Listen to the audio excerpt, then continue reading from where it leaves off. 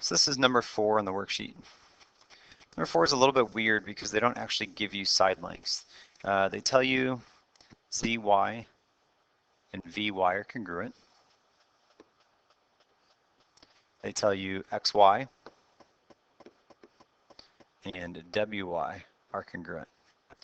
So it'd be like if they told you they were 5 and 5 and 10 and 10. Now they only gave you 2 sets of sides, and they really didn't give you the side numbers, but they gave you 2 sides. They did not give you 3 sides.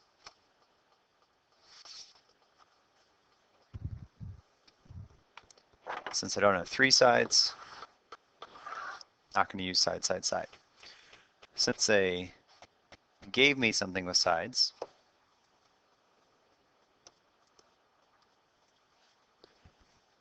I'm probably going to use side angle side.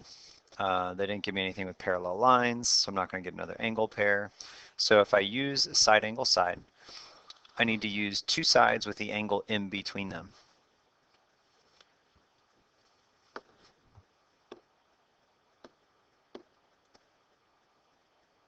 So if this is one side and this is the other side, then I need the angle in between them.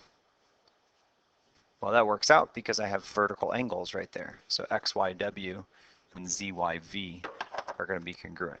So I'm going to have side angle side. I just need to show you how to put all that together. When we did the examples in class, we started by finding a scale factor.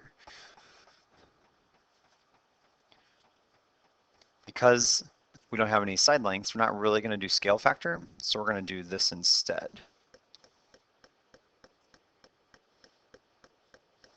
It's kind of hard to show what I want to do, so I'm just going to get rid of this and talk about what I'm doing.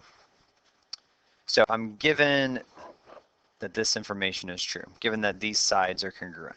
So I need to say that, right? We always use our givens. Because the sides are congruent, so if these are congruent, then, that's why I drew an arrow, if these are congruent, then these sides have to be proportional. I'm kind of skipping the scale factor step because they didn't give me any numbers. So I can't find the scale factor. I know they're going to be the same because of the congruent nature. The tops of both fractions, the numerators, are congruent. The bottoms of both fractions are congruent. So the fractions have to be. That's still my definition of proportional sides. So I have 2 sides. Then I go through my process to find vertical angles. So XYW and ZYV are vertical angles, which means they are congruent, vertical angle congruence theorem. And so now I have side angle side.